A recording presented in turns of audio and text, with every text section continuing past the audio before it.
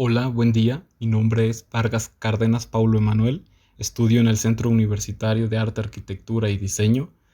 Esta presentación es referente a la unidad de aprendizaje Proyecto 1, Contextualización de la Arquitectura, la cual lleva el tema del espíritu nuevo por parte de Le Corbusier. Sin más, comencemos. En esta presentación haremos aplicación de la competencia número 2, la cual consiste en identificar las características de la arquitectura internacional y regional del género habitacional e interpretar gráficamente la vivienda mediante recorridos imaginarios, apoyándonos en el material didáctico otorgado y en el recorrido físico-virtual de las viviendas seleccionadas de Guadalajara. En 1920, luego de la Primera Guerra Mundial, Europa comienza una era de quiebre. Le Corbusier, radicado en Francia, sufre una época marcada por el descontento público y las reparaciones tras la Gran Guerra. Se necesitaba dar solución de gran escala y económica a la problemática habitacional. La arquitectura de la época está marcada por la imprenta del Art Deco, el cual es un movimiento de diseño popular que a partir de 1920 hasta 1939, cuya influencia se extiende hasta la década de 1950 en algunos países, influyó en las artes decorativas mundiales tales como la arquitectura, diseño interior y diseño gráfico e industrial. También a las artes visuales tales como son la moda, pintura, grabado, escultura y cinematografía, sobre todo en Norteamérica, impulsado por el descubrimiento en ciertas ruinas arqueológicas, las cuales son las ruinas de Tutankamón en Egipto y las ruinas de Chichén Itzá en Yucatán, México. En Alemania surge la escuela Bauhaus de Walter Gropius, con una filosofía moderna de diseño. El hormigón armado toma la escena principal como material de construcción acompañado en menor medida del acero, el estuco y el vidrio. Este contexto histórico vería los primeros pasos vanguardistas de uno de los arquitectos más conocidos de la historia, punto de quiebre y alma mater del movimiento moderno. El nombre surge en un principio de la revista cultural francesa L'Esprit Nouveau, confundada por el arquitecto Charles Jeanneret, mejor conocido como Le Corbusier, y editada entre 1920 y 1925. Pero también se llamó así el pabellón diseñado por el mismo arquitecto y su colega, que dicho sea de paso a la vez, su primo, Pierre Jeanneret. Este pabellón fue diseñado en el año 1925 para una exposición de artes decorativas con cita en la ciudad de París, más precisamente en los márgenes del río Sena.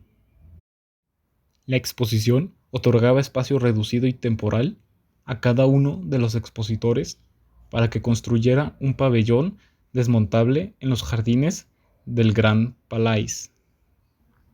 La revista L'Esprit Nouveau fue una importante revista de arte francesa, que alcanzó los 28 ejemplares con un promedio de 100 páginas y con imágenes en color.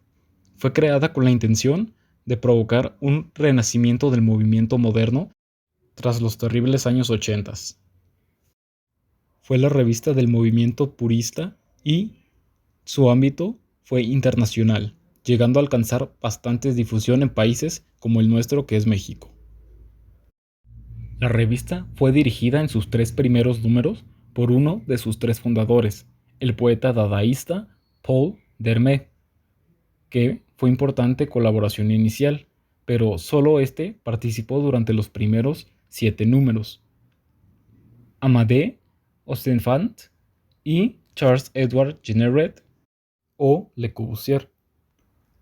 En este trabajo colaboraron poetas, artistas y músicos como los siguientes que vemos aquí, que son Louis Aragon, Roger Bessier, André Breton, Carlo Carrà, Blaise Cendrars, Jean Cocteau, Paul Eluard, Max Jacob, Darius Milhaud, Eric Satie y Tristan Tzara. Esta obra se dedica en especial a la memoria de dos maestros arquitectos que son Alejandro de la Sota y Francisco Javier Sáenz de Oiza. La colaboración entre los dos fundadores, que habían firmado juntos los artículos, terminó en el número 19. A partir de entonces, cada uno firmó los suyos propios. De la revista y de su colaboración salieron textos tan famosos como Vers une Architecture, que vemos aquí en pantalla. La exposición sirvió a Le Corbusier como un puntapié para mostrar al nivel internacional sus provocantes estudios sobre la nueva arquitectura que estaba desarrollando desde 1922 con su primo Pierre. Le Corbusier logra marcar un hito en la evaluación arquitectónica al mostrar que esta nueva arquitectura, l'Esprit Nouveau, es capaz de ser original negando cualquier arte decorativo. Los espacios son pensados, incluyendo su amoblamiento, que Le Corbusier definiría con el término equipamiento, ya que estos pasan a ser elementos funcionales claves en el engranaje de la gran máquina para vivir. A su vez, Le Corbusier y Pierre utilizan dichos elementos diseñados con medidas estándar e industriales para separar espacios con funciones distintas, lo cual era vanguardista en aquel entonces. Cada elemento era compuesto de forma que sean bellísimas piezas de arte industrial, pero sobreponiendo la función y eliminando la decoración. El dúo de arquitectos intenta con su proyecto demostrar que la revolución de lo que posteriormente se llama movimiento moderno era capaz de influir a cualquier área de diseño, desde el simple detalle constructivo hasta el urbanismo, pasando por prácticamente todas las escalas y niveles sociales: diseño industrial, de equipamiento, de barrios sociales, mansiones y ciudades. El hormigón armado es el elemento en que se apoya para demostrar las capacidades que éste tiene para la creación de formas puras y bellas. Busca una ruptura y separación con lo clásico, mostrándonos un mundo completamente nuevo y distinto de figuras simples que nunca antes habían sido descubiertas. Estas abrían un abanico de posibilidades compositivas y funcionales, en especial para la vivienda en serie. Cabe enfatizar nuevamente que el pabellón del Espíritu Nuevo era una pequeña parte de un proyecto muchísimo más grande que incluía un masterplan de grandes dimensiones. El bloque habitacional sintetiza y soluciona de manera racional elementos de la vida cotidiana, como es la privacidad de los espacios, siempre acotándose al imperativo socioeconómico y urbano de la vivienda. En planta baja encontramos la recepción, la cocina en conexión con el comedor estar. En el segundo piso se encuentran los dormitorios que balconean en doble altura sobre el estar. Ambas plantas tienen una relación especial con el patio jardín de doble altura, célula fundamental del pensamiento teórico del arquitecto suizo. Este espacio en el proyecto a gran escala del edificio significaría un gran pulmón verde a disposición vertical. Entonces, el proyecto logra convertirse en un bloque capaz de ser repetido, yuxtapuesto y apilado. Esto demuestra la calidad de la planificación del arquitecto a la hora de proponer una vivienda social con todas las comodidades de una gran casa y notable versatilidad espacial. El pabellón, a su vez, tiene relación con un segundo espacio anexo a la supuesta vivienda. Este lugar consistía en un volumen formado a partir de un recibidor con prisma de base cuadrangular acompañado de dos semicírculos adyacentes, uno a cada lado, formando dos dioramas de exposición. Este lugar concluía en la presentación del proyecto dándole sentido al mismo, explicando que la casa se trataba de un modelo en escala real de uno de los departamentos y el verdadero proyecto completo se trataba de un diseño de vivienda agrupada a gran escala, capaz de dar solución habitacional alrededor de 3 millones de personas, y la creación de una ciudad de negocios en el centro de París denominada Plan Voisin. En 1925, Le Corbusier, que había publicado en la revista numerosos proyectos arquitectónicos teóricos, como el pasado pabellón del Espíritu Nuevo, la casa Citroën que aquí podemos ver, entre muchos otros. Este tenía un slogan, el cual era el siguiente: hay un espíritu nuevo, es un espíritu de construcción y de síntesis guiado por una concepción clara. Su temática abarca un gran número de campos. Con el purismo como eje, en él se publicó el Manifiesto Purista, razón y ser de la revista. En su primer número apareció el 15 de octubre de 1920. Desde la discusión estética general a la arquitectura, pasando por la literatura, el teatro, el cine, la pintura, la escultura, la moda y el mobiliario, entre otros. Aunque cambió varias veces de objetivo principal, aunque fue el órgano de difusión del purismo, un intento radical de culminar la llamada al orden en el arte de posguerra.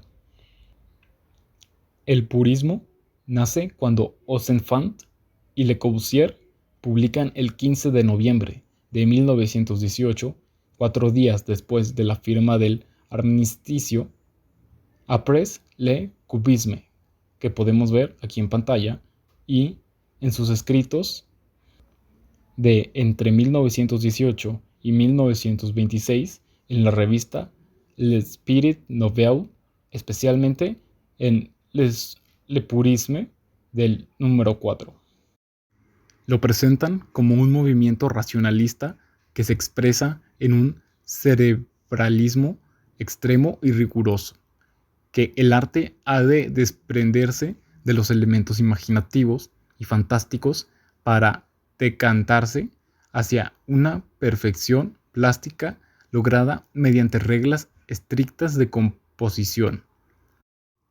Es por ello que desprecian a los impresionistas y defienden a artistas como Jean-Auguste Dominique Ingres, Gustave Courbet, Paul Cézanne, Georges-Pierre Seurat, Paul Signac, Henri Matisse y Pablo Picasso, y su cubismo, hasta el punto de que serán llamados cubopuristas.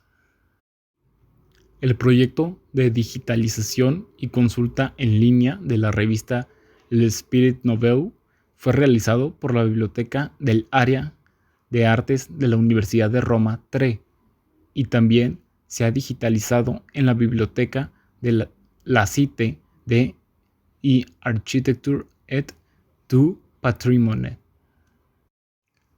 A la hora de hacer un análisis crítico de esta obra, es fundamental que contextualicemos a Le Corbusier en un marco histórico-arquitectónico muy distinto al actual. Si bien actualmente la belleza y simplicidad de respuestas del movimiento moderno a casi que cualquier problemática arquitectónica está sumida, en aquel entonces se lo vio como un estilo poco arquitectónico, pobre en materiales y sin belleza alguna, tanto por la sociedad en general como por grandes referentes de la arquitectura de aquella época.